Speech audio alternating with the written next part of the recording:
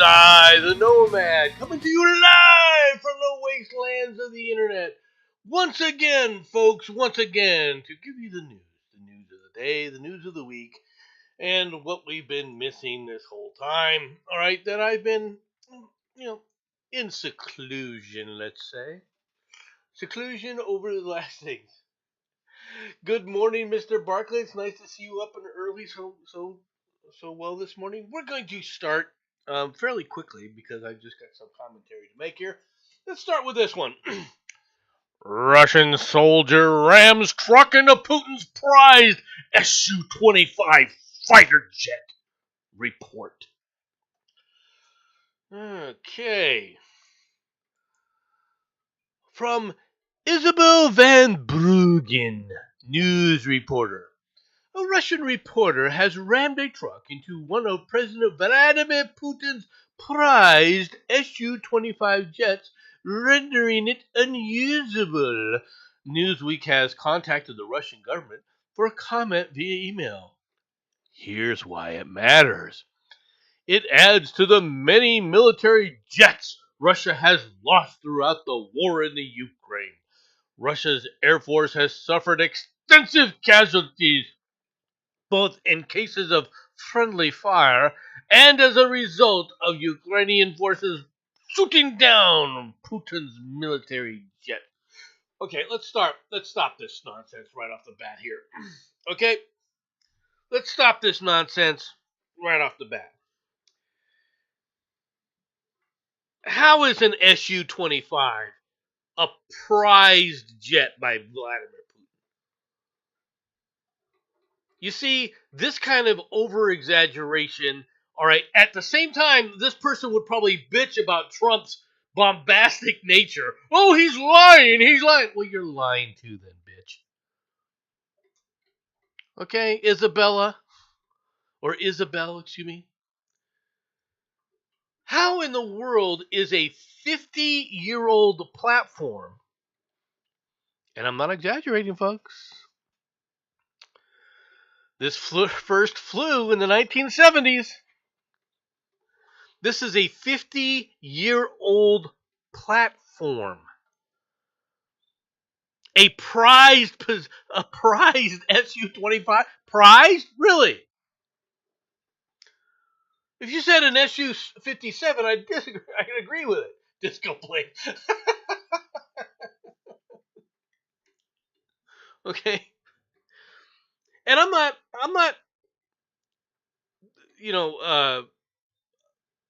beating Putin's drum here. I'm just saying, if you're going to talk about this war, let's put some perspective into this. By April 2024, General Christopher Cavoli, head of the U.S.'s European Command, told American lawmakers that Russia had lost around 10% of its air fleet since Putin launched a full-scale invasion of Russia in 2022. Well, first of all, Cavoli, all right, I would have to disagree with you, all right? And when you hear people make comments that are parsed, okay, you've got to worry about things. It says 10% of its aircraft. Which aircraft? And how many of those aircraft are there? Are we talking just strictly fighter bomber jets? Or are we talking anything that flies like helicopters? Now, we know for a fact that the helicopters that the Russians put out there, they took a beating. They took an absolute beating. There's no doubt about it.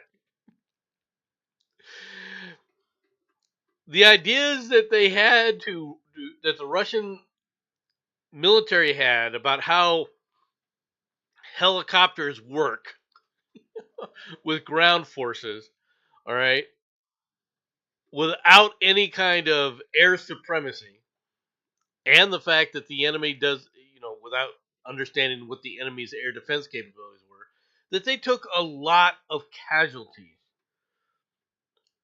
A lot of the newer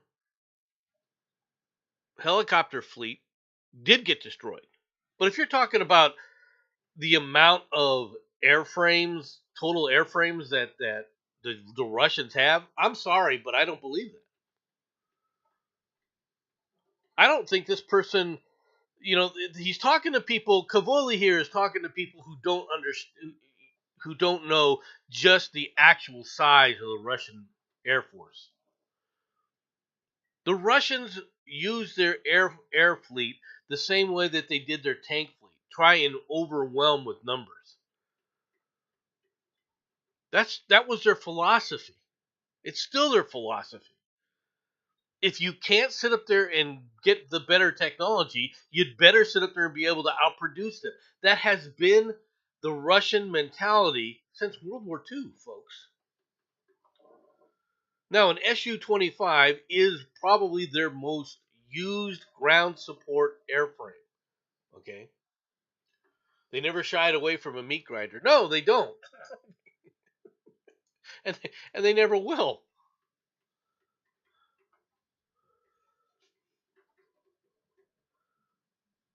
They never will. The the idea is that somehow what caused me to comment on this is the idea that somehow the Russians are just getting obliterated, and they're not. Have they suffered losses? Yes. All right. Have there been serious victories? Yes. I mean, one of the ones you can point to right now is the fact that the Russians are not using ground support airframes. All right, such as helicopters. This is a major difference. All right. Of course, what they consider ground support is a, a bit problematic as well because they think anything within half a kilometer is you can't. We're going to destroy things within half a kilometer of where our front lines are, not within 15 feet. I mean, I'm just pointing this out.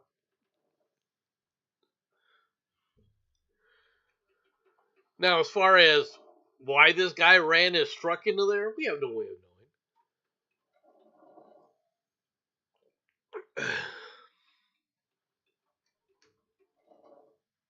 We have no idea what was going on with that. It could very well be that this guy was a Ukrainian that had been drafted into the Russian forces and decided to go rogue. All right, against the Russians because they're attacking Ukraine. We don't know, and this is the other thing, folks. I can tell you right now, within the Russian military, there were plenty of people who were quote unquote initially Ukrainian. Now, how much did they stay? Did those people get isolated? Who knows? Okay. The fact is that this war is going on and people are dying, and it's going to continue. Can Trump put a stop to it? In a certain sense, yes. But what it means is Russia wins. We could stop the war by letting the Russians win.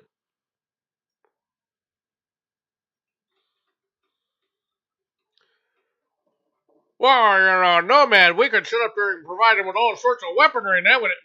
Weaponry isn't the issue. It should be obvious by now that weaponry isn't going to fix this. When was the last great Ukrainian offensive? Why aren't the Ukrainians going on mass offensives anymore? It's not because they lack weaponry. It's because they lack troops, especially trained troops.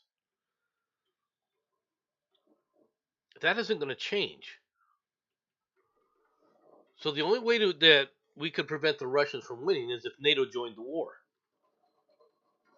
aka if the United States put troops on the ground.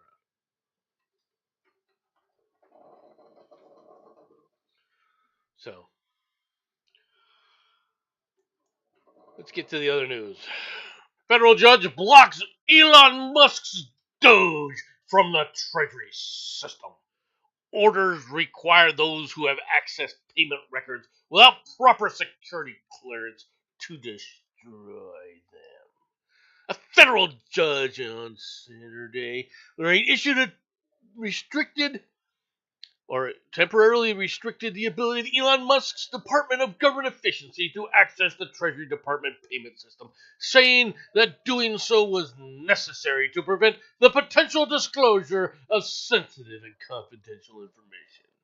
The order by Judge Paul Egelmeyer, an Obama appointee, precludes the officials without proper background checks and security clearances from accessing the payment system at least through next Friday, all right, including political appointees and special government appointees. It also orders any prohibited person who has had access from the records since President Trump's inauguration to destroy them. The judge set a hearing for Friday.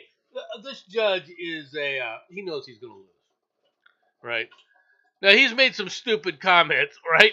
Like saying that Doge initiative risks interference with the payment funds appropriated by Congress. Sorry, but it doesn't. This is a lie, and everybody knows it. The Treasury Department said that the Doge associates have only the ability to review content and not the ability to modify it. But the state attorneys general say the true limitations on Doge's access remain unclear. No, they're lying. All right? And we know what this is. Okay? The judge knows he's going to, he's made the comment that, oh, they're likely to succeed in their arguments. No, they're not. No, they aren't. You see, let me put this back up here so you can see what I'm talking about. This is from the Wall Street Journal. Okay? I wouldn't care if it did at this point from what we've seen so far. Look, here's the problem. Here's the problems these people come up with. And I'm going to say something with all due respect to the people, all right, including these assholes, all right, who are busy trying to rewrite history. Congress hasn't been doing its job for about 100 years. It's been a century. It's been over a century since Congress has been actually trying to do the job that it was supposed to do. Just because you let out saying, okay, well, we're going to fund this, you then turn it over to the executive branch to actually implement that funding. They've been doing that throughout the entire thing. So guess what? The executive branch can decide how, when, and where to utilize those funds that are available to it.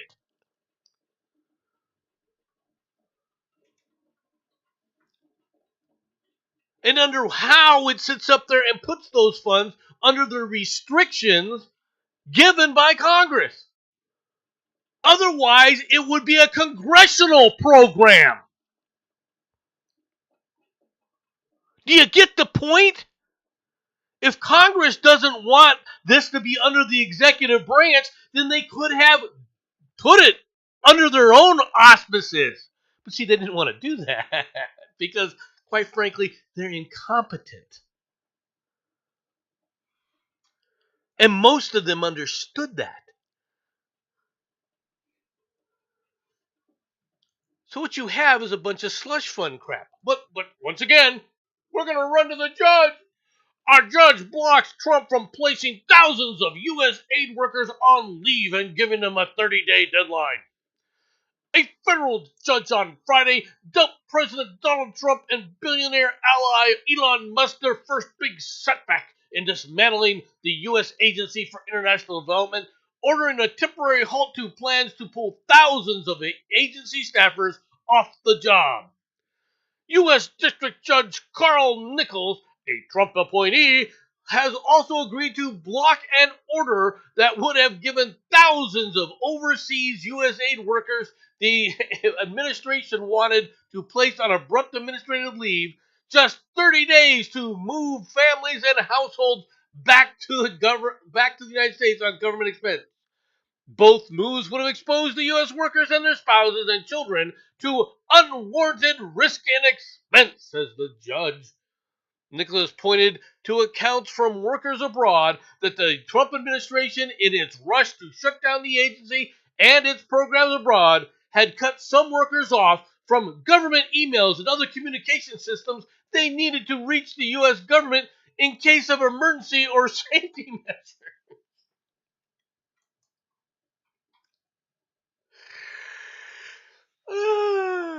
Okay, well, this judge is going to find out. This is another one of these judges, all right? That's going to find out the hard way that he's going to get overruled, right? Trump has full capabilities on all of this, and what's more is there's over 10,000 of these U.S. aid people, but this only affects around 2,000, so 20% of the workforce. This stop. And as far as ordering these people back on in 30 days, here's what I've got to say to the judge. Go F yourself. Okay? I'm not joking around when I say that. Go F yourself.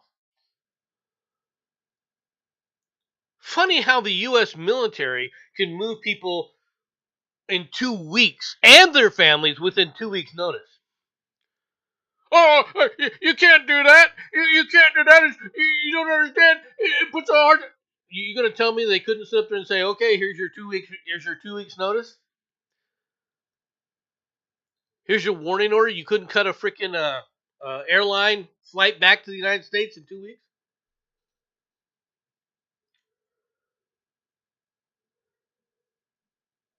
I do wonder what Constance Carrico thinks too concerning that. We'll be talking about that, I think, a little bit later. Maybe I'll bring it up. Really?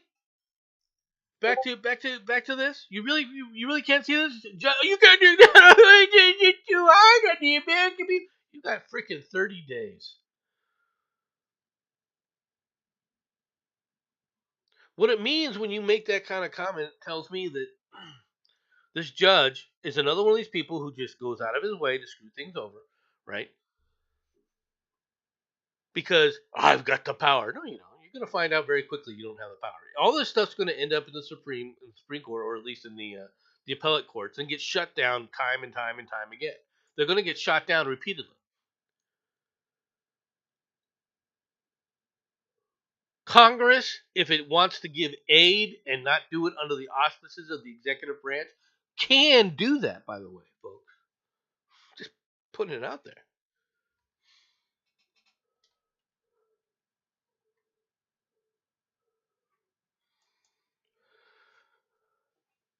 China erupts after Panama rejects canal deal as global tensions mount.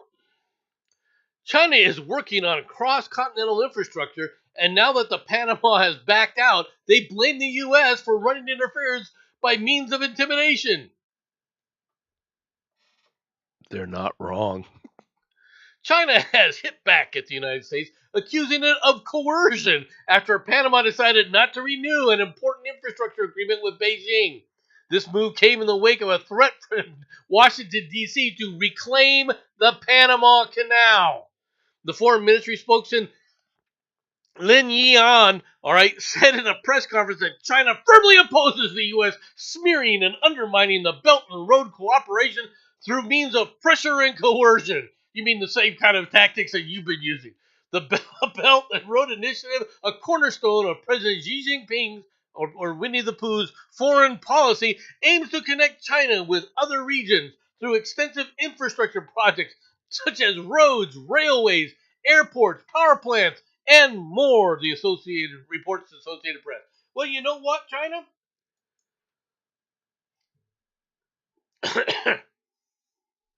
You know what? Maybe you can convince one of your quote unquote allies just a little bit north of Panama to build its own canal. And then you won't have to deal with us. You could even build it better. You could even make it larger. You could even have bigger ships that can go through it.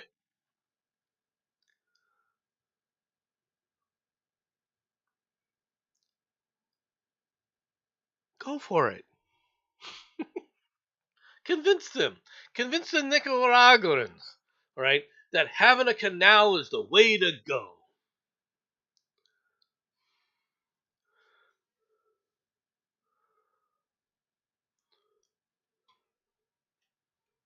Sorry, Winnie, you lost.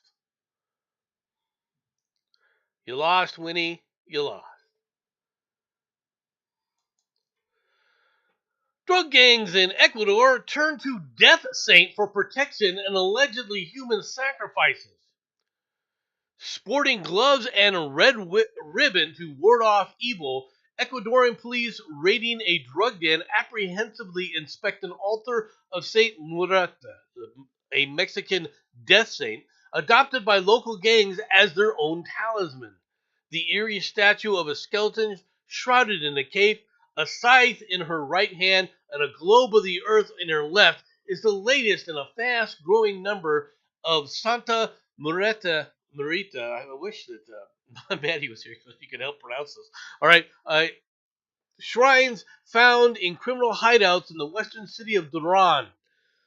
Offerings of money, tobacco, alcohol, figurines, and other religious paraphernalia were piled up at her feet by gangsters seeking the saint's protection. The belief is that they entrust themselves to this Saint Murata and they will not be caught or they will achieve their goal because Santa Murata right, takes care of them, said Roberto Santamaria told AFP. Sometimes the offerings are more sinister. A former gang member told AFP some colleagues have been known to make human sacrifices too. They stole children from other towns and sacrificed them in front of her when they wanted to land a big hit, said the man refusing to give his name. Also known as the skinny lady or the white girl, Santa Morita is the guardian saint of healing and protection, and thousands of Latin Americans for her safe passage. Pray to her for safe passage to the afterlife.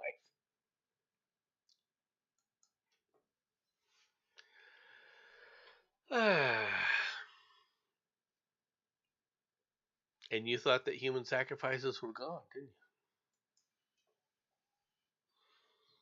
Meanwhile, back in the United States, in Utah, a pervert who was caught stealing and sniffing children's socks at a Utah funplex is facing numerous felony charges after police searched his residence and electronics devices and turned up multiple files of CP, police say. The probe of Roland Edward Brown, 63, began last year after an employee of the Rush Funplex called cops to report that a suspicious male was stealing socks at the entertainment venue, which features laser tag, rock climbing, kiddie carts, and a foam pit. According to a probable cause affidavit, a police investigation revealed that Brown stole multiple children's socks from the Rush Funplex in the West Jordan, a Salt Lake City suburb. Additionally, he was seen sniffing the stolen socks and taking multiple pictures of children playing.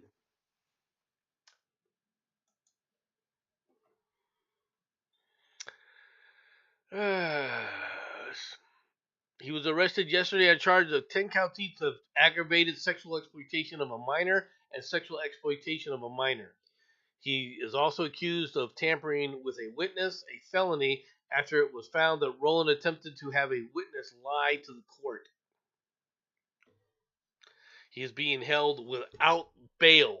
It's amazing how they finally figure out. I'm surprised. Though it is Utah. If this was New York, this guy would be roaming the streets.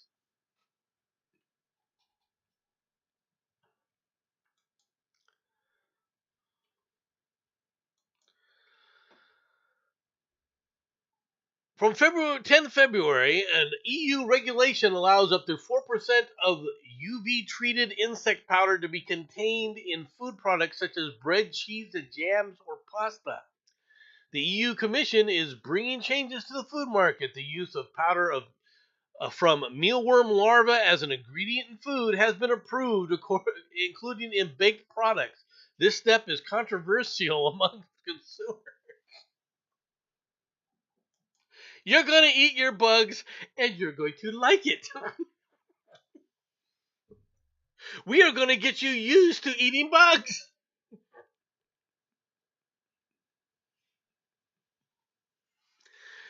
Oh,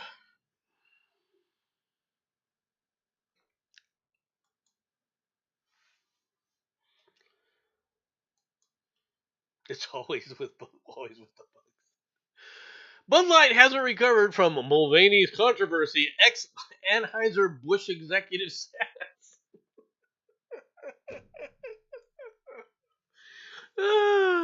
Bud Light has not yet recuperated from Dylan Mulvaney's controversy, according to a former Anheuser Busch executive.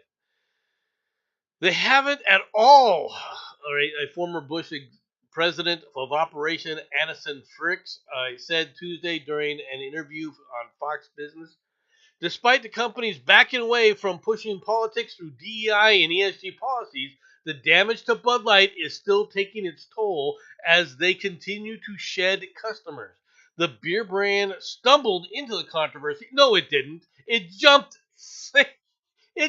feet first, knowing full well what it was doing, into a controversy with their partnership of transgender influencer Dylan Mulvaney. The tag team with the influencer sparked outrage amongst consumers, resulting in a drop of sales, customers, and shareholder value. Um, in many ways, you could say that she elected Donald Trump. Okay, she was the straw. I don't think people understand this. She was the straw, or he was the straw, or however you want to call it, was the straw that broke the camel's back. It was that push more than anything else that was a cold slap in the face to Americans as to where this was going. Just how far these people were going to push this political ideology. And don't get me wrong, all right? Do not mistake this. This is not a social ideology, this is a political ideology.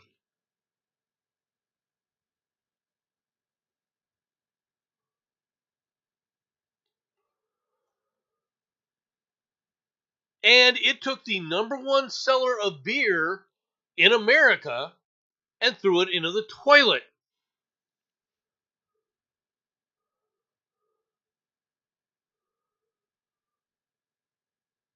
They lost 30% of their customers, billions of shareholder value. And they're not recovering, and they're not going to recover. Now,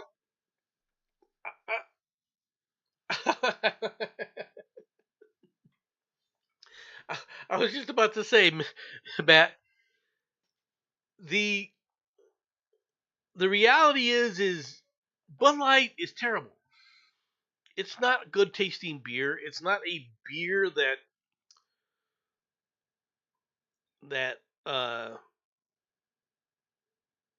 is drunk to be refreshing yourself. It's not. But it had the name behind it, Budweiser and Budweiser Light, which was massive in the U.S. before they sold to the Europeans, of course. It was massive in the U.S. Their commercials were iconic. Their Super Bowl commercials were iconic. And they were partnered with them. So people were drinking this crap, this swill, all right, for decades without even really tasting it because it's terrible. But see, it was the chic thing to do. It was the cool thing to do. And because it was a light beer, you could drink a lot of it in social settings. So it was a go-to beer in social settings for a lot of, I'm going to be real blunt here, metrosexuals, all right, that were not drinking to have fun or whatever, right? That didn't really want to get a buzz. They just wanted something that they could drink.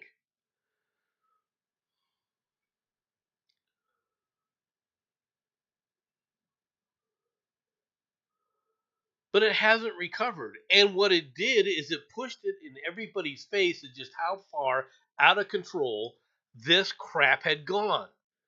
And once people started to see this, they realized this shit has been being pushed everywhere.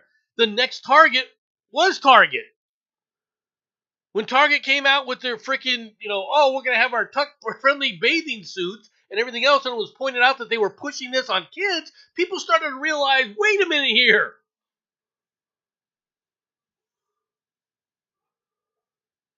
Am I the only one paranoid that something bad could happen to the Super Bowl? Nothing bad is going to happen to the Super Bowl.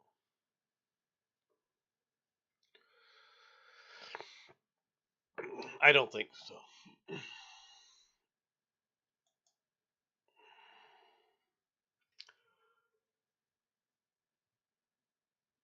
Trump's in office to a large extent due to the fact that this came to the fore, and it was pushed by this person, and it was pushed by Anheuser Busch,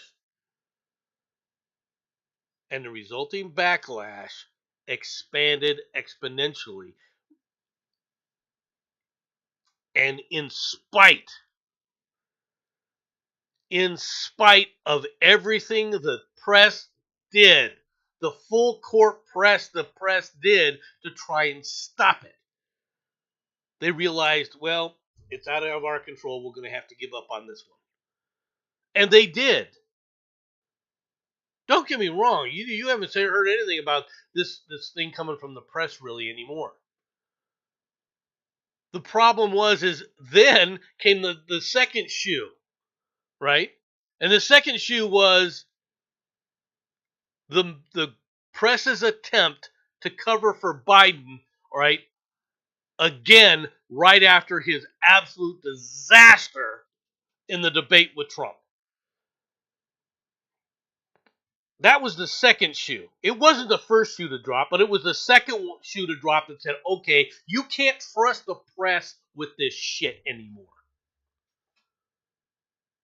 Here's an example as well. CDC scrubs research databases referencing sexual orientation and gender identity. Can you tell me why and who is paying for this? Websites on HPV vaccinations, right? Data on high schoolers' health habits, information on programs to end violence against women and girls, all began disappearing from government websites this week as agencies scrambled to comply with President Trump's executive order against gender ideology. Do you see the point here? Federal agencies and departments were given a deadline until 5 p.m. Eastern Daylight Time Friday to implement an order Trump signed within hours of taking office on January 20th, mandating that the United States government recognize only two sexes that are not changeable. A memo sent Wednesday to an agency head details a laundry list of tasks required to comply with the order. The list including sweeping directive to withdraw all relevant documents, directives, regulations, materials, forms, communications, statement, and plans, along with far more specific requests to change gender to sex on government forms, disable any email prompts that ask users for their pronouns, and cancel any employee resource groups that inculcate or promote gender ideology. By this afternoon, the results search for gender on the U.S. CDC website returned a graveyard of dead links, many of which have been active only days or hours earlier. A page on care treatment guidelines for transgender people was gone. Hey, Shrapnel. What a surprise! So what the hell, who the hell paid for this bullshit from the CDC?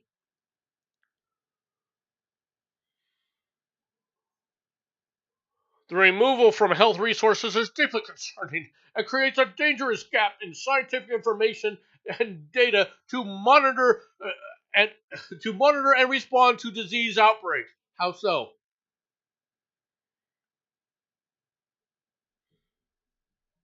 How so? Several research databases also disappeared, sparking alarm among researchers, including Youth Risk Behavior Surveillance System, which uses biennial surveys to track tobacco and drug use, sexual activity, dietary choices, and other things that could undermine the health of high school students.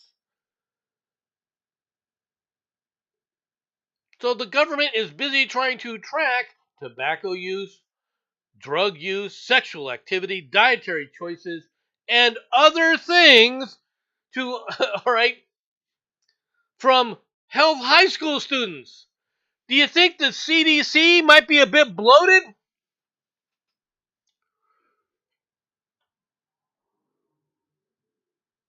Do you think the CDC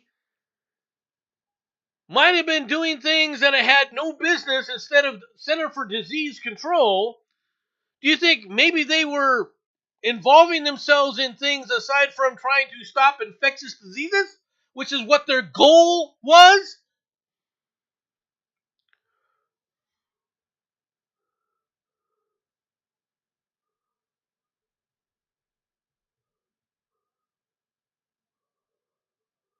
Some race to back up the CDC's Social Vulnerability Index, which researchers use to identify communities that likely would need extra help to recover from a natural disaster like a hurricane and earthquake. If the country continues this path, the SDI for every single county and census tract is going to be maxed out, said climatologist Becky Bollinger on Blue Sky. Really, bitch? A social vulnerability index from the CDC.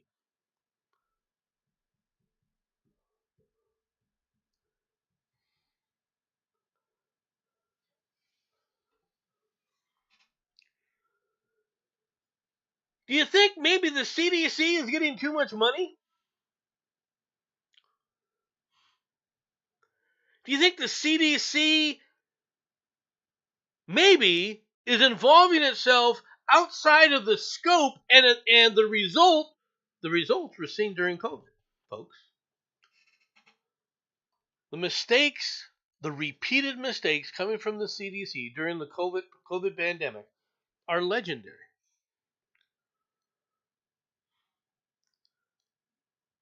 Do you think maybe its focus on these other things that have nothing to do with infectious diseases really had an effect? Do you think?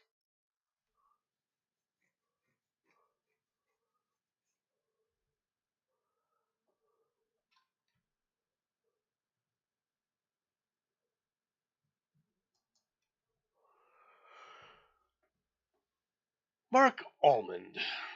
Why Donald Trump's insane Gaza Alaga plan is the best hope for Palestinians in decades. A chorus of disapproval greeting Donald Trump's suggestion that the United States of America take over reconstruction of Gaza and move Palestinians away from their ruined homes was almost unanimous. I am speechless. That's insane, said Delaware Senator Chris Coons, a Democrat, after Trump proposed temporarily displacing 2 million refugees from the smoldering wreckage of the Gaza Strip to allow for redevelopment. Um, these are refugee camps. Since they're refugees, moving them out of the area to rebuild it probably sounds like a good idea. But an almost international consensus, Coons' indignation shows the typical knee-jerk snobbishness of the elite towards any idea that doesn't come from inside their charmed circles. Oh no, it has nothing to do with that. For more than 50 years, the world, and that means everyone from the U.S. presidents to the Secretary General of the United Nations, has paid lip service to the so-called two-state solution to the Arab-Israeli dispute. Well, now it's an Arab-Israeli dispute. It's not a Palestinian-Israeli dispute. Few seem to notice that the Arab world was reluctant to recognize Israel. Or really? or that the Palestinians themselves had effectively split into two states. Hamas run Gaza and the West Bank under the PLO. No, you're an idiot, dude. This guy, Mark, hey, Mark, you're an idiot. They weren't two different worlds. They're the same group. They're the same group.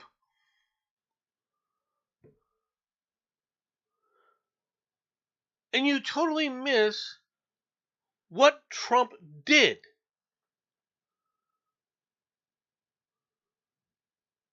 Totally missed it.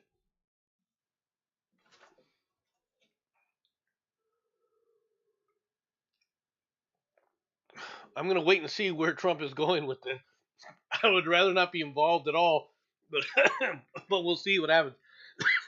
Excuse me. The Trump did this, and the first thing when he did it, what it did is it threw it back in the face of these people. He threw it into the face of these people to fix it or face the consequences. But they can't fix it. They are the ones who broke it. They're the ones who are invested in keeping it broken. This is a primary reason why the United States needs to pull out completely out of the UN and tell the UN to go fund itself. Trump should right now sit up there and go, you know what? We're halting all funding, all right, to the UN. We're halting all of our funding, all right, of any UN program. And if the rest of the world screams and bitches, you just look at them and go, we're one country, you're the rest of the world, and you can't make up for the deficit? Show us what you have! You're just like us! Uruguay, you're just like us! Angola, you're just like us! You're your own little country, your own little world! You're just like us! So go fix it! You don't need us!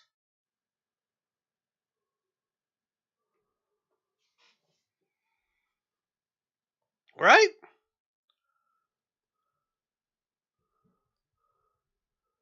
You don't need the United States. You constantly vote to harm the U.S., and you think at some point we're going to sit there and keep taking this bullshit? I know Egypt and Jordan are suddenly interested. Yeah, and Egypt and Jordan are terrified. And they're terrified because they know who these people are.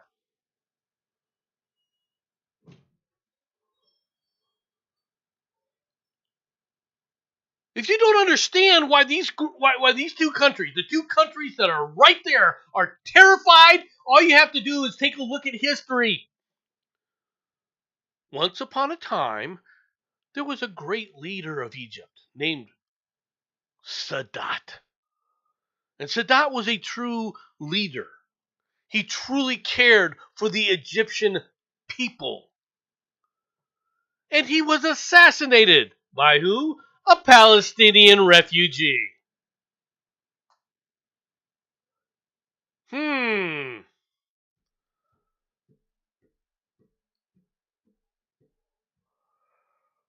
there was the Black September,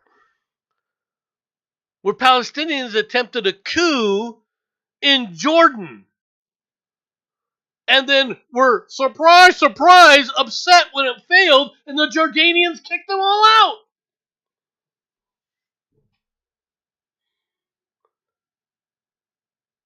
Could it be that the problem isn't Israel? Could it be the problem is the Palestinians are the problem? Could it be that their ideology of hate, and that's all they have, is an ideology of hate? Could you think maybe that's the problem?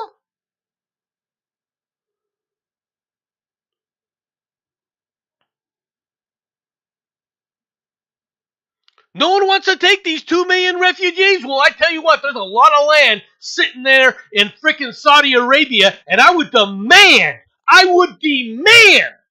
that the Saudis take them in. Because I know what the Saudis will use them for.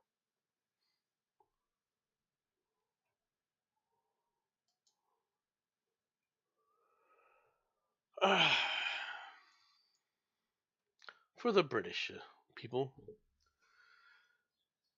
Trump rules out deporting Princess Harriet. He's got enough problems with his wife. Okay. credit to Trump. Oh, credit to Trump here. President Princess Harriet can breathe freely in Monticello or Montecito, excuse me. All right, because President Donald Trump has ruled out deporting the self-exiled British royal. Harry's immigration status is the subject of litigation in D.C. with the Heritage Foundation alleging that he may have concealed past illegal drug use that should have disqualified him from obtaining a U.S. visa. But the president told the New York Post Friday that he isn't interested in throwing Harry out of the country. Excuse me, Harriet. I don't want to do that. I'll leave him alone. He has enough problems with his wife. She's terrible.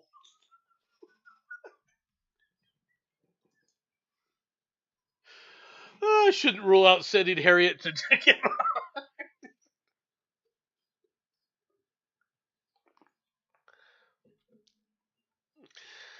Oh, goodness me. It's going to be interesting. Welcome. And how are you this Hello. morning? Just in shortly, I'm having computer issues. Friend has tried to help me out. Yeah, my sound is all over the fucking place for one thing. Well, you're coming through loud and clear at the moment. A little bit scratchy, but other than that, it's all right. Yeah, well, when I say my sound is all over the place at the moment, I mean on my end.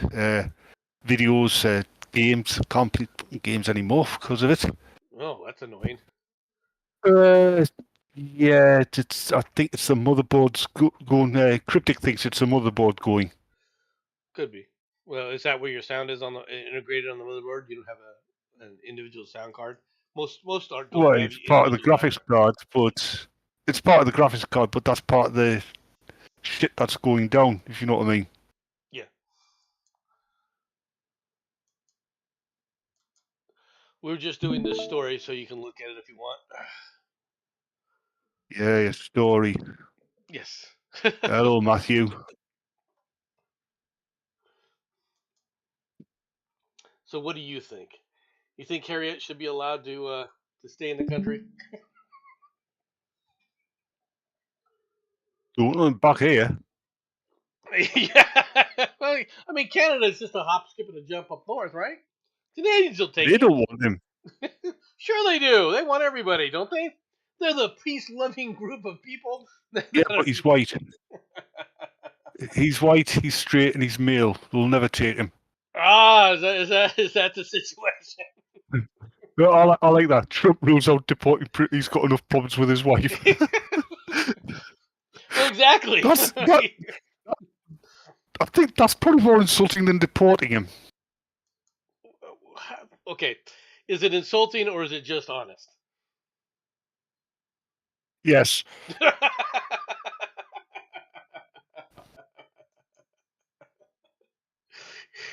Yeah. Let's get on to the next story, shall we? Yeah, could do. Son reported his father for child CP. Good grief. Right, a Florida man, not a surprise, who asked his son. Nice. Go ahead. Go ahead, Batman. Pardon? Go ahead. What? I said go ahead. I said that's nice. The Florida man who asked his son for help when he was locked out of his email account is facing a 20-year felony charge after the younger man contacted police to report discovering CP on his parents' phone, according to police. Investigators say that Gene Fullen, 63, recently turned to his son Jared, a 30-year-old city planner, for assistance with his disabled Gmail account. Fullen's account had been flagged by Google after the firm's monitoring system detected it had been used to upload illicit images of children.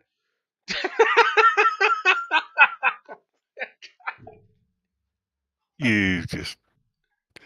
Yeah, How stupid can you get? Hey, son, can you find out what's going on with my... Right, the amount of pedals that have been caught because of taking the computer to be fixed.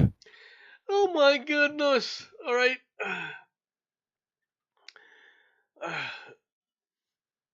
According to felony complaints, Jared Fullen informed police that he found this on Gene's cell phone, after Gene needed help accessing his email. The resulting investigation, which included subpoenas, a search warrant, and cyber tips from the National Center for Missing and Exploited Children, resulted in Tuesday's arrest of Gene Fullen for possession of CP. Fullen, who reportedly admitted to saving child CP when questioned during a custodial police interview. All right, research of his phone drive yielded 500 or 952 files containing CP and child erotica.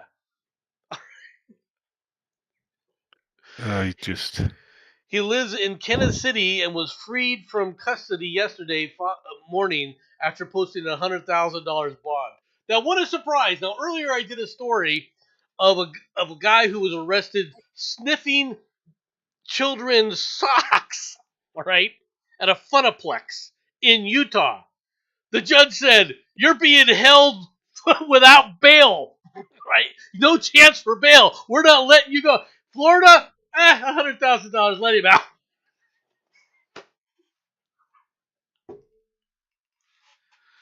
Oh my God. It's fun, isn't it? And you wonder why people are freaking looking at the coast and that they're a bunch of freaking idiots. Hey, Maddie. Hello, Maddie. Ask how stupid someone can be. They're taking it as a personal challenge at this point. She's not wrong. You can come in if you want. If you don't, that's fine as well. Oh, but these people, they're just sick. They're just sick in the head. Mm-hmm. Go on a slightly different story. Trump says Nippon Steel to invest heavily in, not buy, U.S. steel. No, it's buy U.S. steel.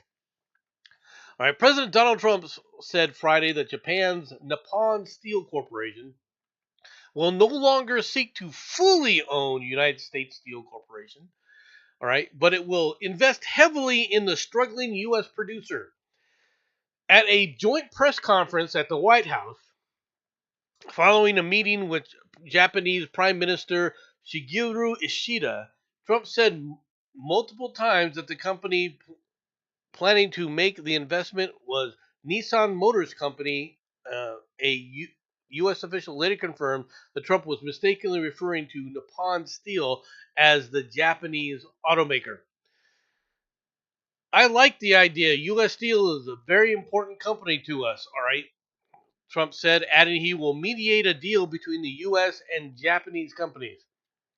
I don't want it purchased, but investment I love, he said. While the specifics of the plan remain unclear, Trump said he is excited about a meeting with Nippon Steel's executives next week. Welcome. What's a mad one? Hello. Hello. And how are you today? I'm not doing too bad. I made breakfast for Mom and me, mainly, to make sure Mom ate, because, yeah. She's at that age. Well, she's never really had much of an appetite, but since they started giving her the cortisol shots for her shoulder and stuff, they had to actually give her Ozempic because it started making her blood sugar spike. So we all know what Ozempic does. So now she eats even less. Ah, right. And I'm like, okay, in order to get her to eat, I have to already have, breakfast in progress to make sure that I know she's eaten at least one meal today. Yeah, my dad and my mom would go through those phases where they wouldn't eat and stuff, and you had to I basically do stay that. on top of them. Yeah, my mom just forgets to eat. I do that. I need to do that. I could lose some weight. My cat doesn't do that. Well, I don't recommend the chemotherapy diet plan. It sucks. No, I wasn't. I don't recommend that on anyone. No, nor do I you recommend lose the weight, but Yeah, I don't recommend the radiation treatment focus of it either. Nope. I mean, your body will react to radiation. It will shrink things. Yeah. That's not necessarily the best of things. So what do you think of the child sock sniffers and everything? It's just. We know there's sick people in the world, and people that have to deal with sick people. And we know that there are stupid people in the world, and we need to quit asking how stupid they can be, because they're literally taking it as a personal challenge at this point. Because just when you think you've seen the dumbest thing possible, they top it. I think you're right. I do think they take it as a challenge, to be honest. Yep. Let's go on to a different story. This is an Okay. interesting one. The world's second largest gold storage suddenly has very long lines to withdraw bars. President Donald Trump's tariff threats have created such strong demand for UK held gold, traders are facing potentially week long queues, all right, for a chance to withdraw it. All existing slots at the Yay. Bank of England to withdraw gold bars are booked up as market players race to ship the metal to the United States to take advantage of a surge in gold prices there, an official said. Gold has become more valuable in the U.S. than any other parts of the world as traders worry supply will plunge if Trump's across the board tariffs, both announced and planned, make imports of the metal costlier. The U.S. gold market has been trading at a premium in the London market. So, now, the first question I have is what are they expecting to happen because of these tariffs that they're trying to crank up and rush these things to the United States? Are they expecting these tariffs to jack the price of gold even higher? Who knows? Right? Or are they talking about just inflation across the board? Probably just inflation across the board. To create basically a well, I'll be honest with you. There is a trade war coming with the EU. All right. Mm-hmm. He started it. Trump has started it with Mexico and Canada, and you watched how fast those two countries folded. Yeah. China. The EU folded even quicker. China. Well, the EU will attempt to try and hold out because they will try and make a deal with China. Okay. Oh, the EU was come to think of it, the EU was so fucking arrogant. Yeah. Really? Stupidly so. All right, Maddie. Since you're the only other American here. Yeah. But I noticed he paused when he said that, Maddie. No. I say that because I would take that personally if I were you. She can take it personally. I don't mind. You might. Because if she takes it personally, Ronan's going to take it personally. He's got a truck. Well, I'm not worried about either one of them because they run me over. So much the better. Anyway. Yeah. No. My point here. Run over myself. My point being that Maddie has obviously might have a completely different take than I do because I pound the table about pulling out of the U.S. pulling out of the UN and the U.S. pulling out of NATO. Okay, and I make no bones about it. But Maddie may have a different viewpoint, so I was going to ask her. Okay.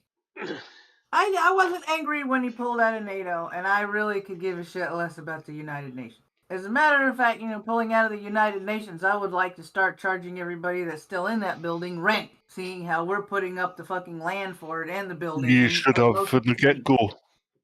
Yeah.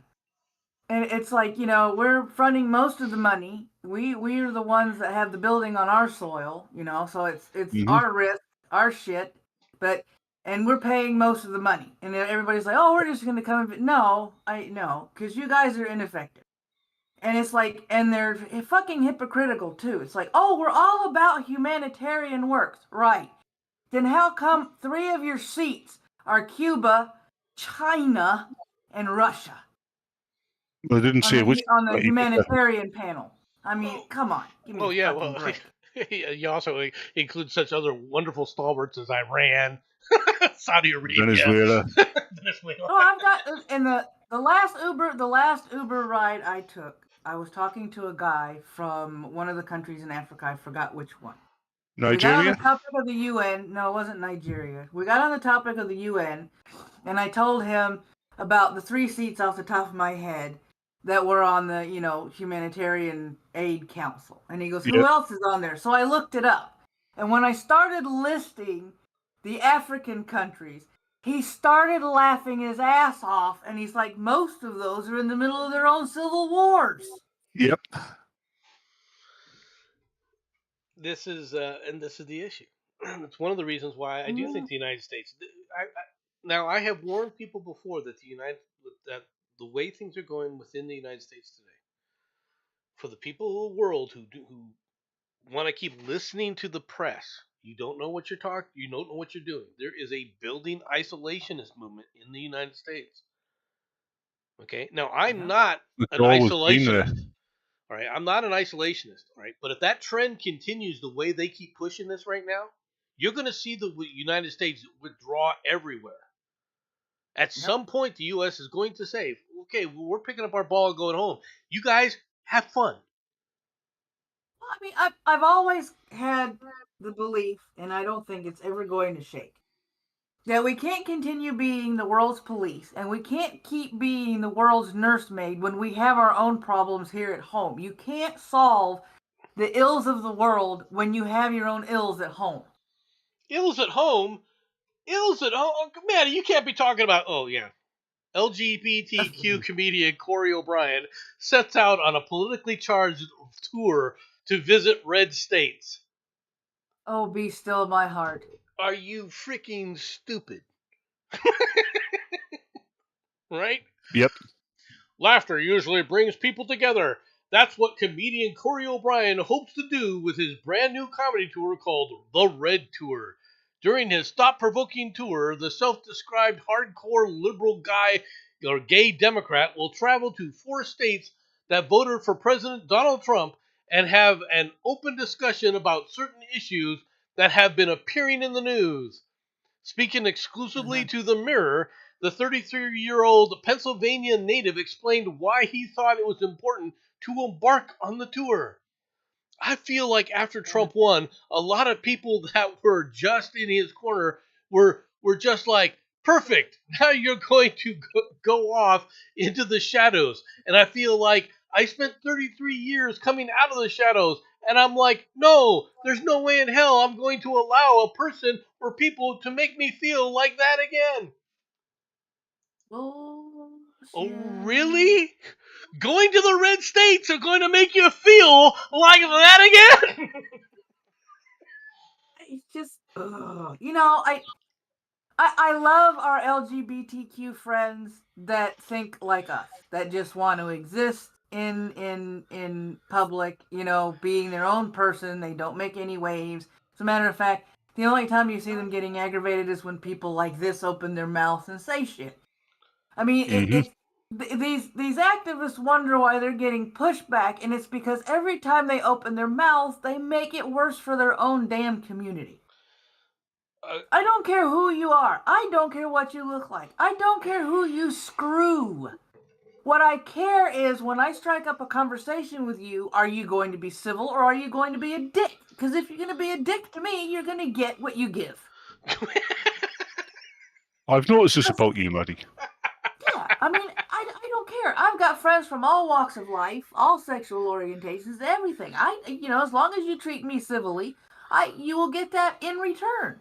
But as soon as you start acting like a jackass, I'm gonna call you out for it. Or if I've never known you and you walk up to me and you're an ass, you're gonna get it back. Okay. Because I believe in reciprocating what I get, and if you get mad at me because I reciprocate it, maybe you should look in the mirror. I think one of the problems that we have within the United States, okay, has been the attempts by people to actively promote degeneracy. Uh-huh. And when I say degeneracy, I'm not just talking homosexuality or trans. I'm talking about the whole slew, right? There has been a push in this country to have sex without marriage, to have teenagers engaging in sex at every opportunity and everything else. And that's just the start of the degeneracy. And it is a form of degeneracy. Why? Because it has a negative effect on the social fabric. People don't understand this. The whole social fabric, all right, at the edges, it always has a little phrase in it. Every little types of phrasing, all right. But when you keep pulling on those phrases and pulling on other ones as they come through, eventually society will unravel, and we will fall back into the law of the jungle. Where guess what happens? The law of the jungle. Okay, it's an dog eat dog world, and the societies that are less, the types of societies that are less prone to fracturing will make an ascendance. And when that happens, you know what else goes away? A lot of the quote unquote individualism that you're all trying to say that you support and promote. Yep. No one's saying there's no one saying that a person can't be necessarily gay, but if you push it in somebody's face, you're pushing not something that does not positively affect society. Why was there marriage? When you come back and say why was there marriage, it wasn't because it's two people making a contract with each other. Then you didn't need society to sit up there and get involved in it. No. Okay, so that's not what marriage was, and it's not what marriage is. And it's not why society should be promoting it. The reason society was trying to promote marriage was to create a stable platform for the next generation for the continuance of society. Yeah. Well, I mean, it's just, it's how they keep approaching these things. I understand the main reason that they wanted to push for same-sex marriages because in a civil union, their partner didn't get, what was it? The health benefits weren't transferred over to their civil partner in a civil union, which is why they wanted a marriage where it does.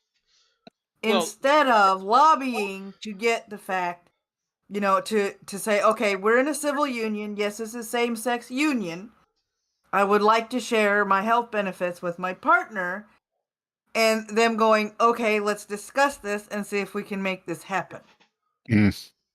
But, for every person that says live your life like me, there's always going to be somebody that's going to stick a sign in their face and tell them they're going to hell because they're gay. Well, there are people like that. I wouldn't say that that's exactly accurate. All right, Maddie, because there are people that will do it. All right, but I don't think the numbers of those people are as widespread as people think they are.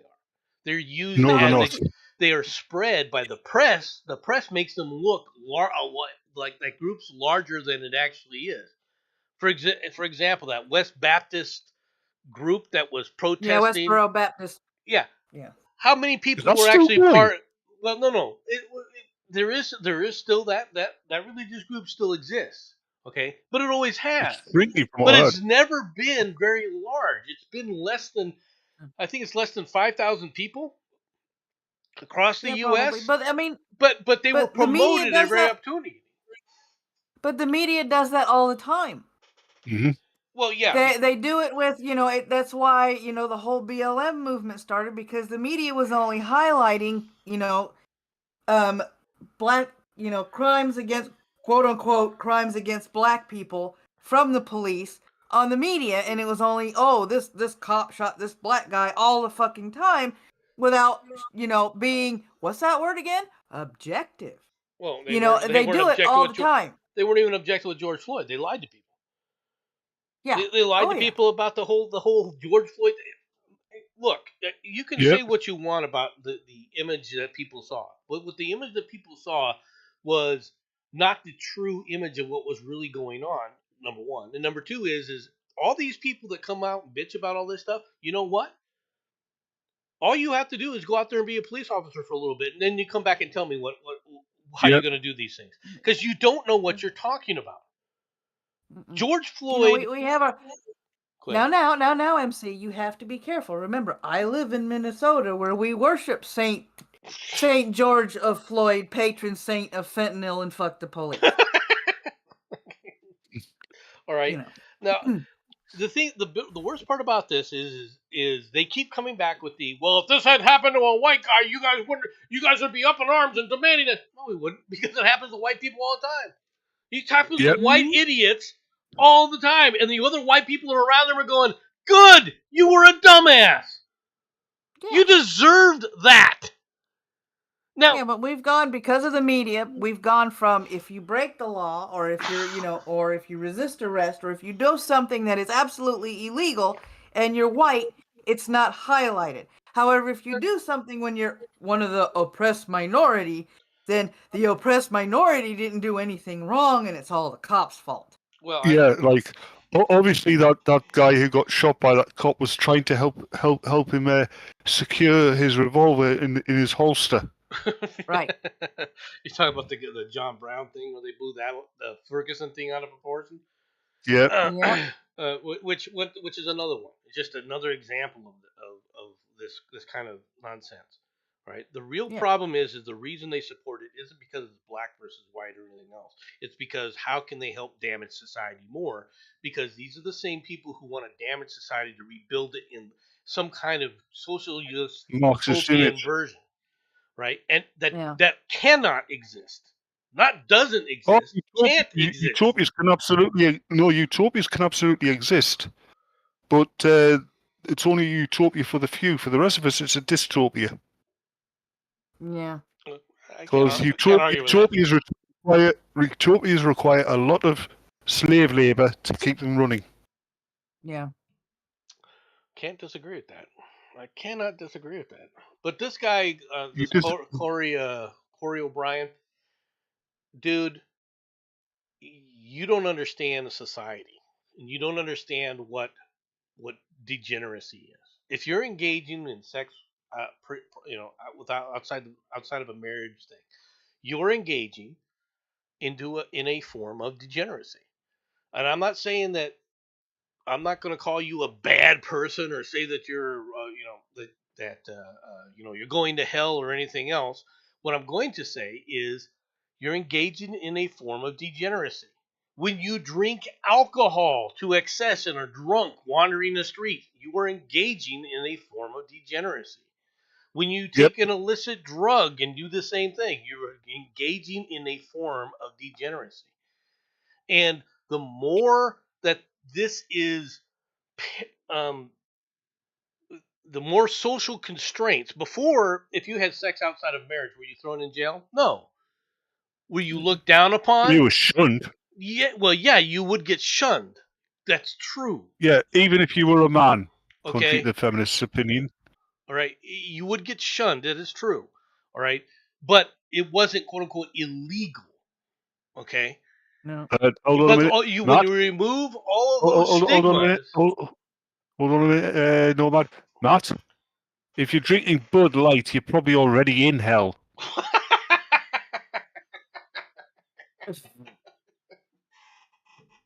No, that's if you're drinking Corona Light, which isn't exactly a beer. Bud Light is. And Bud Light is. No, I didn't say it wasn't. I didn't say it was. You see all these commercials for Corona. Live the fine life. Drink Corona. No, thank you. I'd rather actually drink beer. I'd rather varnish my face with turpentine. I'd just rather varnish my face. No, it's just a matter of the more times you try and put this into, there's a stigma attached to this. Okay, there were stigmas attached to this stuff, but the fewer you put, the less the more fractured society becomes. The weaker the social dynamics become. Okay. Right. And on that note, I'm going to bugger off. I need something to eat and. Okay. Take it easy, man. You take care of yourselves. Okay, bye-bye. You too. Bye. And click. And click goodbye. Go ahead. The thing is, as soon as you bring out the word degeneracy, they're probably going to go, "Oh my God, you're one of those, religious fanatics and blah blah blah, and you're ultra conservative and yada yada." No. There's always has been, religious or not, a way that people should act in public. Things in moderation are not bad. Drinking in moderation is not bad. Getting shit-faced every night and causing problems is bad. Well, I would say getting shit-faced is always bad. The difference is to what degree. All right, is it a learning experience? Yeah, it's a learning experience. All right, can I say that I've never been shit-faced? Not no, but hell no. There's been several times I've been shit-faced. Do I look back at it now and realize that was stupid? Yes, I do. Yeah. And I used to be one of those people that would get drunk and wake up the next morning and remember every fucking thing I did while I was drunk. So while everybody else was waking up with hangovers, wondering what happened, I would wake up going, "Oh God, I was really stupid last night." Yeah, I tended to be like that as well. All right, anybody that's in the military probably exemplifies that to one degree or another. All right, don't get me wrong. There's other aspects of that within the military. Drinking is a social priority, I guess. All right, I mean it's kind of it's a different societal norm, okay, but at the same time it's still a form of degeneracy because you can always go too far, like jumping off the third floor into an awning and going right through it, right? No, I didn't do that. I didn't say I didn't witness it. All right, but I was not the one who did it. All right, I was not the moron. I was the one who had to deal with the after effects when the commander found out about it, but that's a separate issue. Being the person that I was. All right, ready to go for the next story there, Maddie? Yeah. All right. I can't track you. We'll have to break up. Oh, Lord. There comes a time in every new romance to have the talk. And no, not the one about when to meet the family or whether to move in together. The one about sharing your GPS coordinates. Giving your partner a window into where you are at all times is a sign that things are getting serious. But when one partner refuses to be tracked on an app, it can raise red flags for some people, especially digital natives. For plenty of others, including Gen Xers like me, not caring to know where your partner's every move is the ultimate sign of trust. And besides, who doesn't want a little privacy? Oh my God. Did Mika really say digital natives? He did. Or she did. It's Julie. Julie. This article is by Julie Jargon from the Wall Street Journal. Micaiah. All of a sudden, I got this picture of a bunch of Borgs dancing around a fire to a drum set. Micaiah. I just really. Mikhail Nagpal broke up with a boyfriend 3 months ago because he didn't want to share his location. They had been dating for 4 months. It was a constant argument for a couple of weeks before I said, "This isn't working," said the 29-year-old Nagpal, who owns a business consulting firm in Las Vegas. For Nagpal and many others who have grown up sharing their location with their parents, friends, and others' radar screens or maps, rather. All right, it seems perfectly normal. Location sharing has also become common among married couples who find it helpful for timing dinner to spouse's ETA. For newly minted couples, though, the decision to share location isn't always easy. I can see tracking your teenager's phone to find out where your teenager's at, because teenagers will tell you sometimes that they're in one place and they'll be in some place completely fucking different. So if all hell breaks loose, you know where they're at. That part I get. Yeah, the teenager's going to argue with you about privacy and the fact that you don't trust them and yada yada, but you're the parent, there's boundaries. That's it. That's why you strap them down and implant the chip. But I'm sorry, if I'm in a relationship with somebody and I'm like, okay, you're gonna go to work, yeah, okay, I've got the day off, I got some errands to run, so I'm gonna be buying groceries and stuff. That's all they need to know. They don't need to know where exactly the fuck I'm going. Not if they trust me. I don't want to know where you're at 24/7 if I trust you, because I know you're not doing something that is going to be a deal breaker for our relationship. Why would you be trying to have a relationship if there's a situation like that when you're engaged in it? That's the problem. To me, it's like, we share the location is right up there with, let me see your phone. I've never asked Ronan to see his phone, to check his messages, to check his email. I've never done any of that. Why? Because I trust him explicitly, and I know he's not doing anything behind my back. And he's never asked me for my phone or to check my emails because he knows I'm not doing anything behind his back. Right. Well, I mean, that's not the world for everybody. But the thing about it is first of all, why would you, if you want to give somebody access to something like that, first of all, for example, the phone, it doesn't solve anything. Okay, let me be real blunt here. If you give somebody access to your GPS locations from your phone, all you're doing is saying where that device is. That device can be left on a counter while the person goes somewhere else. Yeah. Okay, that's why I was saying strap the teenager down and plant them with the freaking GPS thing with an antenna coming out of their head, whatever. But but that's a separate issue. Yeah. And so to do something like that, because now I realize that most people don't think of it that way because they think they're glued to those freaking phones.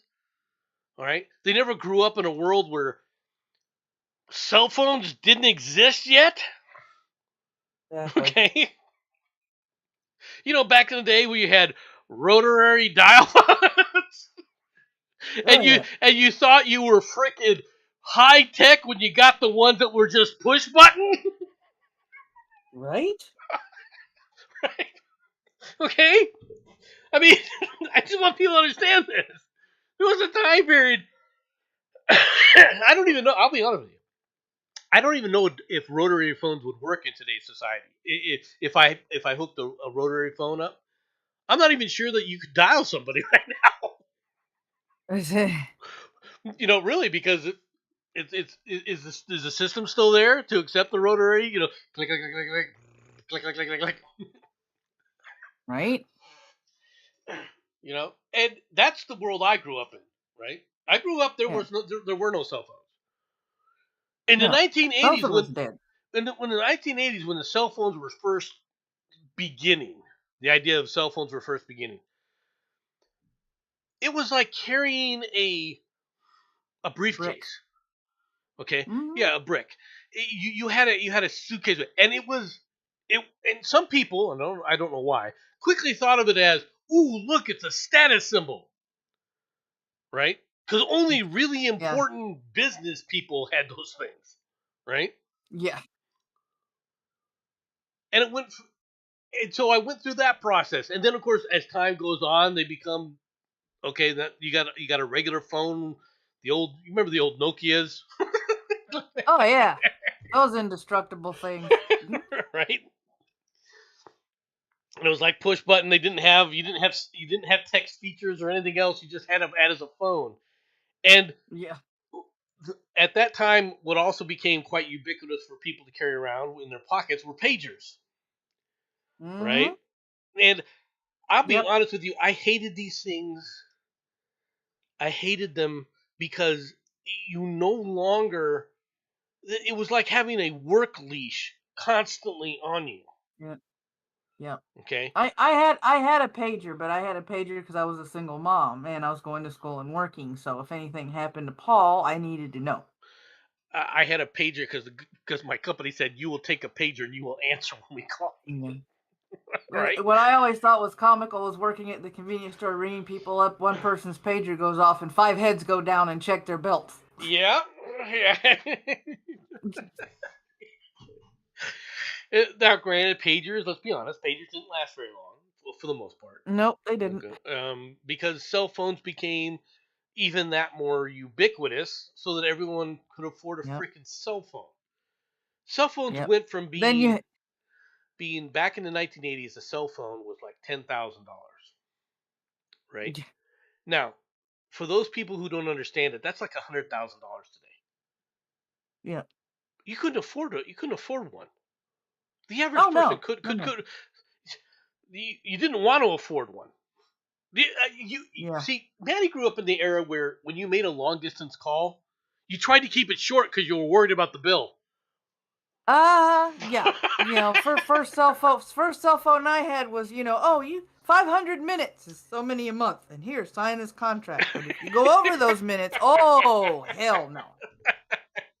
Free. You gotta wait for them free nights and weekends, buddy. Okay, I can't talk to you. Call me after 7:00 because my minutes are free then. Okay, all right, cool. I remember all that shit. Oh yes, the great old days. Local calls were basically like you paid a monthly subscription of like $5 a month for all local calls, right? And this is before the day of cell phones, just regular phones. Long distance calls, though, clicked up by the how long you were on the call. So when people wanted to call across the country, and that was another thing, you had long distance was anything outside of your local area, but long distances rates increased as you went from let's say the city to the state to outside of the state to multiple states to across the country. Yeah. Right. Oh, forget across the country. Look, I had to pay my parents back when I was sitting there on a long distance relationship with a soldier in Germany. Yeah.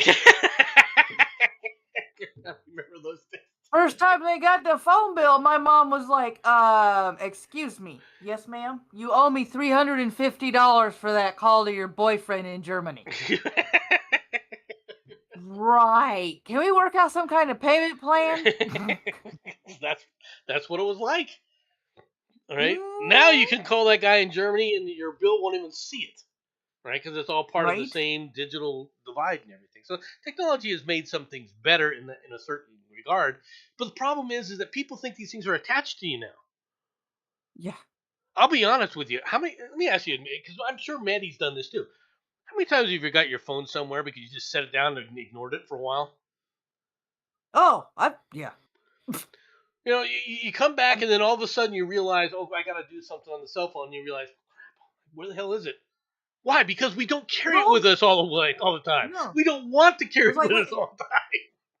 I was like, we'll go out to eat. My mom and I will go out to eat, or Ronan will come for a couple of days, and we'll go out to eat, and I'll take the cell phone into the car, but I won't take it into the restaurant because, I have my grandmother's philosophy. Don't call me, I'm eating.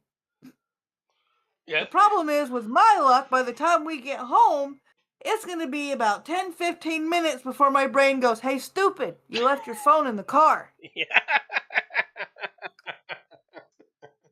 Yep. Okie dokie. Yep. So these people are like breaking up because you haven't sit up there and put your follow me app. Hell, I'm pissed off that I can't turn the damn freaking chip off on my cell phone. Right. I got one of those iPhones, and whether people will understand this or not, you literally can't shut off the GPS. Oh, you can make it so it doesn't tell you, but in reality, that GPS is still on. Yeah, it's the same thing with Android phones. They know where you're at. They can find your ass. It amazes me that people act like, oh, no.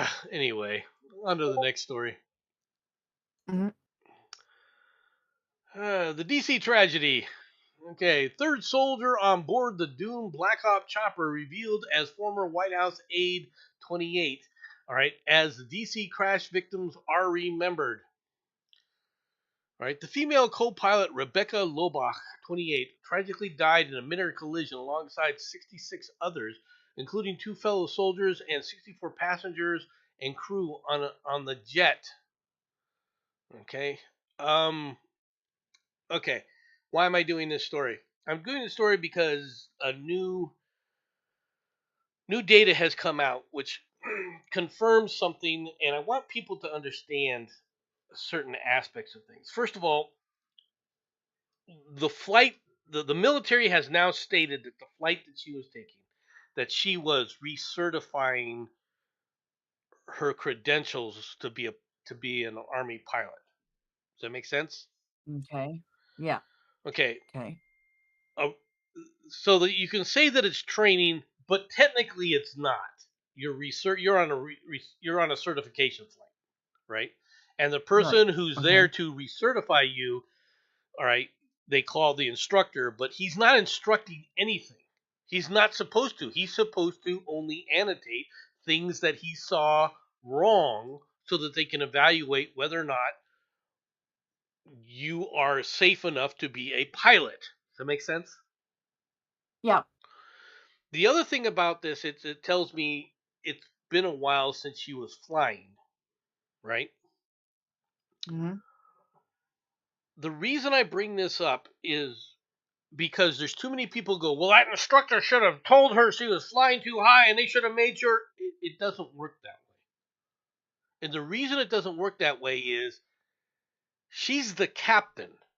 The guy who was certifying her is a warrant, and a fairly junior warrant at that. Now, there is a military dynamic there that you can't just tell an officer to go take a flying hike. Okay? It's the military. You can't just tell people, hey, you're flying too high, get down. It doesn't work that way. You can offer a suggestion here and there, right? Yeah. But if this guy is in a subordinate role of, I'm just annotating what I see that could be improved upon, he's not going to do that generally, right? Yeah. Because at that point, he's assuming control of the flight. You understand what I'm saying? Yeah. Now, personally, all right, there's a lot of nonsense being talked about this. But the expectation of this, look, this is a tragedy. Was the person flying too high? Yeah. Were there a lot of things that were wrong? Yeah. All right. For one thing, I'm going to give this an example of something. People don't know this, but on the helicopters, when it comes to the altimeter, you got to calibrate it. It's very simple. You just calibrate how high you are where you're at, all right, so that you know. Because it detects how high you are via air pressure generally. Does that make sense? Yeah. Okay, so people go, well, can't you do that with GPS? Yeah, but not fast enough. Okay? You have to understand there are limitations to technology on how GPS works and coordinates. Okay, so everyone has this expectation that there could have been things that would have avoided this crash, and that's obvious. Okay, but when you're doing these kind of things, all right. For example, one of the things that they pointed out was that certain transponders were turned off on the Blackhawk because these things are turned offable to allow them to protect VIP flights, right? If they're flying a VIP from one place to another, they don't want people to be able to track them, all right? So they turn that kind of stuff off. Well, if she's recertifying and all this stuff, And you could say, well, she didn't need to do it if they were just recertifying. That could have been part of the certification process. You don't know. Okay? True. This is all a part of this dynamic. The second thing is, and I've tried to explain to people, is I've been on, all right, first of all, I've been on plenty of helicopter rides in the military. And I can tell you it's exciting when they're doing map of the earth kind of stuff. It's exciting. It's fun. It's exhilarating. It's a bit scary, right? For like when they do a bank, right? And you're looking straight down at the ground because they're doing close to a 90-degree bank, right? Just because they're flying around like that. Oh, but it's fun. All right. I mean, I can't tell you, it's a ball. Okay. You know what's not a ball? When you fall 400 feet in less than a second, and you feel your throat, your stomach come up to your throat because you hit a down. That scares the shit out of you. Okay. All right. I enjoyed that. I enjoyed taking those flights. All right. Helicopter flights. They're helicopter flights are far more enjoyable than you'll ever do in a plane. They just are. Okay. But there are limitations to what you can do in these things. People don't understand this, and especially when you put on those night vision goggles.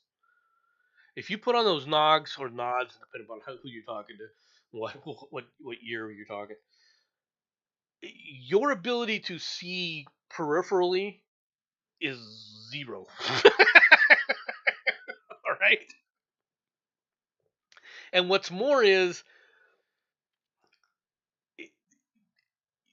you don't get good depth perception. Okay? You don't. When they tracked where this helicopter was, the route it was flying, right? As it was flying, there was no need for that pilot to have that route. I would agree. But I would also say she was doing what helicopters always do. Helicopter pilots actually look at and position themselves by looking where they're at on the ground. Okay, and she was following the river. That's not a surprise. Okay. The fact that she was 100 feet, I can tell you right now, you can't, if you're 200 feet in the air, you can't tell the difference between 200 feet and 300 feet in the air. You can't, just by looking down. Now, maybe there's some people who have good enough vision that they can during the daylight. I can't justify how or judge how whether or not I'm only 200 or 300 feet away. All right, just by looking down quickly at the ground as I'm flying by. Right. Now, some people are good. They can judge distances a little bit better. But you put those goggles on, there's no you kiss that goodbye. Okay, because you're looking at what you're looking at as a digital screen in those goggles. Have you ever had any of those on before? No. You're looking at you basically are looking at this on you're looking at a computer screen in each eyeball. Yeah, I've had it explained to me before because in Junior Air Force ROTC we actually went to an Army base, an Air Force base, and stuff like that, and we got explained what the smart vision in the choppers actually did. Right, depth perception is not a thing. No, it's not. Nope, it's not. It's not. All right, so it doesn't surprise me that this person could be 400 feet in the air and not realize it. All right, and the way choppers rotate and so forth. So, what could have avoided this? Well, what could have avoided this is if the air traffic controller had said, "Stop," because a helicopter can. Okay. If you told the helicopter to hold position, it would have avoided this. What also could have done it is if the person was at the right height. But once again, they had just come from somewhere else and had stopped at a place to get fuel. Does that make sense? Yeah. Yeah. If the pilot failed to recalibrate the altimeter at that point, it's very possible that they were looking at something that was telling her that she was 200 feet off the ground. All right. Now we don't know that yet because they haven't given us that kind of details yet. But it's very possible that she miscalibrated or didn't calibrate the system every time they land. It's a simple thing to miss, especially if I just did it and I'm doing this because I'm trying to play things by come over here, do this. They have to go through the certification has them do certain things. That makes sense. Yeah. And if you're concentrated on the next thing that you're going to do, you may not have even realized that you had missed that. And if it wasn't part of the checklists, all right, at that point, in that moment, right, at the beginning it'll be part of the checklist. But as a touch and go, if it's not listed on the checklist mentally in your mind, guess what? You miss. All right. These are the things that can have this kind of an effect. But you can't just sit up there and point to one group and say, "Oh, it was this person's fault or that person's fault." No, it was a whole slew of things. Okay, it was a whole slew of things that caused this. Now, could they have avoided it? Okay, if they didn't fly the directions that they were flying, if they had them fly different routes and things like that, if they had them flying a different route, sure. But you train as you fight, folks. Okay, I know people are like, well, they should have these training flights go somewhere else. They shouldn't be training flights along these areas. No, you train as you're going to fly. You have to train as you're going to fight. You don't if you don't do that, you're handicapping your people. Does that make sense? It's a disaster. It happened at the wrong time. The military made things worse because they refused to release her name, right? Which caused people to go, okay, what's going on here? And then they found out that the family had been scrubbing her social media, right? And to be honest, it causes people to go, oh, this is why this happened. This is what was going on with this. It causes people, when you delay things like this intentionally, it causes people to fill in the blanks. However they want to do it, whatever makes sense to them. Okay. Now, can I say that DEI played a role in this? If you had a DEI program involved in any aspect of this, of course DEI played a role in it. Why? Because it has to. Does that make sense? If you're engaging in some kind of program, then yeah, it played a role. Was it significant? Maybe, maybe not. But that's not the point. But I mean, it's just he was, when he said that, I think he was trying to put 100% of the blame on DEI, and it's like, sure, okay, it played a part because of the Biden administration and how hiring was being done, but there are several things that lead up to the moment that led to the fucking crash. Oh yeah, that probably weren't DEI. Right. Oh no. I think that what Trump was doing is he was trying to make. Trump, like always, is trying to make a point of specific thing. I don't even think he was thinking of the pilot. I think he was thinking specifically of some of the stuff that had been going on with the air traffic controllers. Right. And there's a lot of nonsense that was going on with that. Now, in this specific case, one of the things that people try to point out is, oh, no, they didn't have enough air traffic controllers. No, that isn't. I'm assuming that isn't true. Okay. Now, why do I assume that? The reason I assume that is because they let a person go home early. Just before this crash.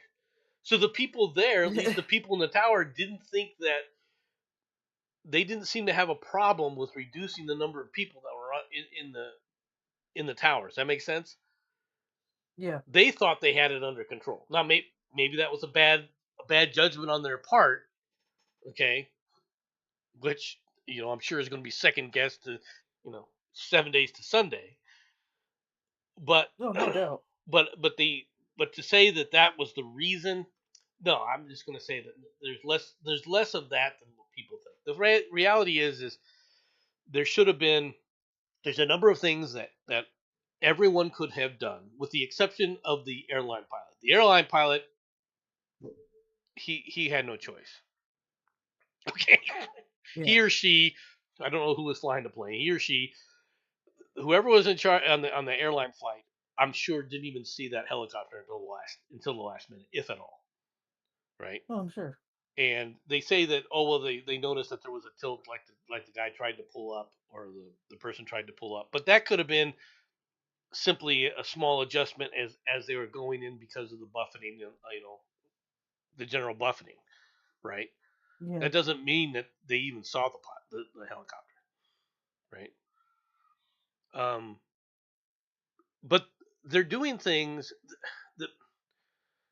The government is not covering itself in glory with how they went about reporting this and what they were saying and their lack of transparency. Okay. Yeah. For example, if you can take a look here. Let me put this in so that people can see it. I'm sure that they're going to show it. Okay, they're showing the plane. Okay. This is the helicopter. It looks like right here, right? And they've had some pictures of the helicopter. These are the poor victims. All right. Yeah. I want to see. There was a picture of where they were showing the helicopter. Right? The helicopter was intact, more or less. Okay. The reason I'm pointing it out is not only was the helicopter more or less intact, you can't tell me they did not retrieve the black box almost immediately from the helicopter. Yeah. Okay. Yet they were acting as if, oh no, we found the black box of the plane first. Yeah, no. Okay. I don't believe that. Right? Now, the black box in the helicopter, they may have waited to get the black box from the plane before they started the analysis. Right? Yeah. And there is any number of reasons for that. Right? Some of which could have had to do with the fact that, okay, this was a unit that was flying VIPs around. They were basically, to let people understand this was a group that was basically flying VIPs for the CIA around. Mm. Okay, that's the unit that this was a part of. So it's very possible that when they found the black box, it didn't immediately go to the NTSB. Oh no. It may have been, we need to make sure of certain things first before we give it to you. Right. Just pointing that out, right? There's a lot of things, but because of all that, it creates doubt in people's minds, especially when people aren't aware of certain things, right? When it comes to pilots and things like that, look, all right, overall, notice this word, all right? The average man, of which I fail to fall into this category, to be honest. The average man's eyesight, all right, is better than the average female's eyesight when it comes to depth perception and things like that, which are necessary skills for pilots. Okay. Yeah. Does that mean that a woman can't be a pilot? No. It means that you will always see more men as pilots than women. Okay? That's a reality. And whenever you have a group of people, and especially when you're in the uniformed services, okay? Mm-hmm. I hate to say this, but it's true. If you're in a uniformed service where uniformity is highly prized, and it has to be in the military, and you're the one who sticks out, the nail that sticks out gets hammered down. Okay? Yeah. Just pointing that out. Right? Now, so could you say that DEI played a role in this? Could it have? No matter how you look at it from my perspective with this, there's no way you can say that it played a significant role. Would you agree? Yeah. Yeah. Let's get on to the next story. Okay. Stripper 22 busted for banana battery at a 7-Eleven store. Oh, those poor bananas. Oh. Banana battery. Okay. It's gotta be. This is on me. It's gotta be Florida. It is. Okay. 7-Eleven customer used a banana to batter a store clerk, according to a Florida police. 7-Elevens have bananas? Yeah, they got fresh fruit now. I mean, I didn't realize they were salt bananas. Are we gonna start needing a screening process now? Am I gonna need a license for the bananas now? I mean, jeez, man. I'm not gonna try to Salt pronounce. bananas. All I needed. I'm not gonna attempt to pronounce her first name. I'm just not gonna do it. Ms. Turner, 22. Got into a verbal altercation with a 30-year-old female worker, and the women exchanged derogatory comments towards each other, according to a police report. At one point, Turner became irate and picked up a banana from the cashier's counter and threw the banana at the victim's face. The airborne fruit struck the employee on the cheekbone and left a minor abrasion. You gotta be flinging a banana pretty hard to leave an abrasion, don't you? Wow, what the hell? Unless it was a frozen banana. Or the stem hit her face. I mean, but Jesus Christ, a salt banana. Come on now. What did banana ever do to get put in the middle of the altercation? I mean, he's just lying there, minding his own business, not bothering anybody. Hoping it wasn't going to get eaten. It's just... The banana was not seized as evidence.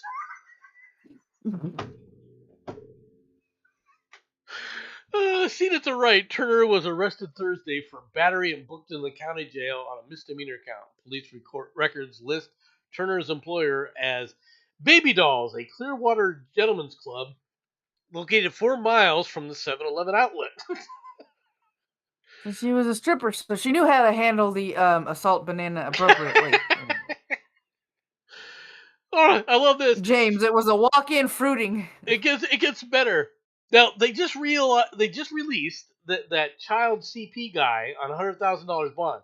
She's being held without bond for violating probation in connection with grand theft conviction in a neighboring county. Wow. She stole about. Okay, she violated parole. Okay, I can see the no bail on this one because she violated parole. She was already in trouble, Well, then she handled the banana. Hands off the banana lady. She was accused of stealing about $800 worth of merchandise from a Walmart. According to the felony case, she has previously been cited for failing a pretrial intervention program, as well as for not performing 75 hours of community service or paying court fines. Okay, there's the real reason. Yeah, she didn't strip for free because that would be community service, I guess. You don't steal. Out of all the places that you can steal from, you don't steal from a fucking Walmart. They got cameras everywhere. Turner was also recently arrested for resisting and giving cops a false name when they responded to a trespass call at Baby Dolls. She was free on a $1,000 bond in that case when she was collared for the alleged banana battery. Excuse me. Assault with a deadly banana. Film at 11. Well, you use terms like stripper and banana, and those that's not the kind of picture that comes to mind. No. Nope. Mm-mm. When asked about her impeccable aim, the perpetrator responded with, "I have experience."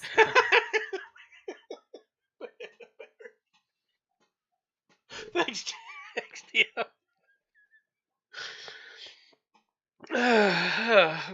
Last final 2 stories of the week.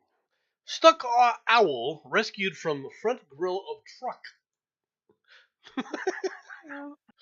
Owls aren't the brightest in the fucking bird world.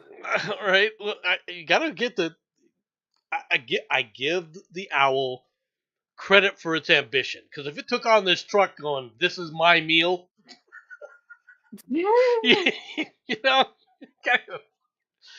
an animal control officer in Virginia was flagged down by a neighbor to deal with an unusual situation, an owl stuck in the front grille of the truck. I'll bet there was like a mouse or something that said, "Oh hell no, I'm getting out of here!" It jumped and Right? right. Right? Isle of Wight County Animal Services and Animal Control Officer Jessica Brock, right, was on her way home after her shift when a neighbor sought her assistance. The man explained that he had accidentally struck an owl and noticed the owl was stuck inside the truck's grill. So this guy hit the owl driving, right? Brock was able to disentangle the owl from the vehicle's grill and took the avian to the Nature's Nanny's Wildlife Rehabilitation to have its injuries assessed and be treated. Now I'm even more impressed about the owl because the owl took the car on and survived. Okay, survived pretty well. Might have a broken wing, but looks to be pretty well intact. There were there were two thoughts going through that owl's mind. Squirrel. That's a pretty good sized owl, though. You got to admit that. Yeah. Now, I have been up close with a great horned owl before in the wild. They are not friendly. Okay. They are not, and they are big. Okay, and those talons that they have and that beak. Yeah. They can do some damage. Okay, they well, are. I mean, they're pretty much the ninjas of the fucking bird world because you can't hear them when they're flying either. No, you can't. Their feathers are designed to dampen all noise from them flying. Okay, and now one thing that I did just recently learn is owls have no muscles around their eyes. So what does that mean? What that means is they can't look to the left and look to the right. They do that only by the head. But that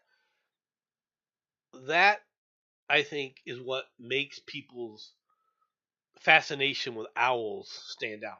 Because you see it looking around, but it moves its head around, right? It never moves its eyes, right? And it's unusual. Now you may not have realized it, but that's one of the reasons why they're kind of cool. You know? Final story of the day. And it's a Valentine's story. This is cute. Zoo will send a pooping elephant video to your ex for Valentine's Day. That's funny. I like that. Oh my God. The Memphis Zoo in Tennessee is celebrating Valentine's Day by giving fans the chance to send a cute red panda video to their sweethearts or a video of an elephant pooping right, to their ex.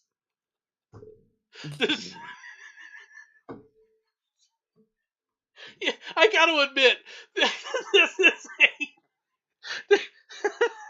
this is a unique and probably very profitable business opportunity that the zoo has discovered. The zoo it's right up there with anybody that gets the idea of selling a Valentine's Day card that's a video that basically the first panel is your Ann, and then it flips over to a donkey brain. The zoo announced its dating or dumping promotion allows followers to exchange a donation of $10 for a video to pass along as a Valentine's Day gift. The options are an adorable video of a red panda munching on a grape or a stinky video of an elephant poop hitting the pile. Got an ex that deserves a stinking surprise? This Valentine let an elephant do the talking. Let your ex know how much they stunk in the relationship. Oh my God. Or maybe you found the one and you want to send them something adorable. Our wet pandas have you covered, the zoo said on his website. All right, first of all, we need the name of the guy who came up with this, or the girl. All right. Hey, Bud. Hey, Bud Light. This is a marketing person you need. Right? This is someone. This is the kind of marketing executive you need hired. Someone that is aware, and comes back with unique gifts and options to sit up, because this is going to be a hit. You know this is going to be a hit. Oh, yeah. Hail Hydra, British.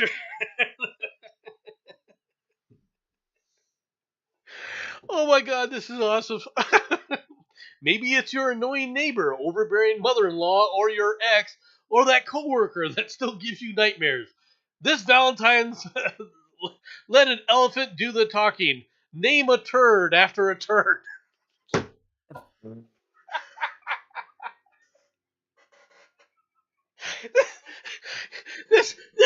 Okay, however much you're paying this marketing person, double it.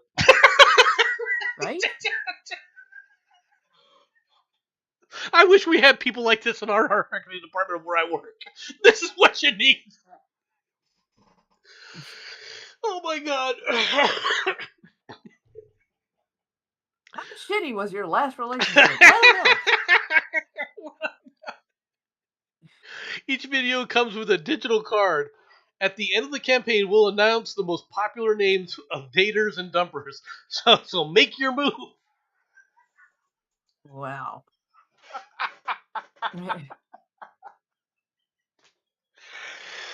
Oh. This is what happens when you let your employee have a sense of humor.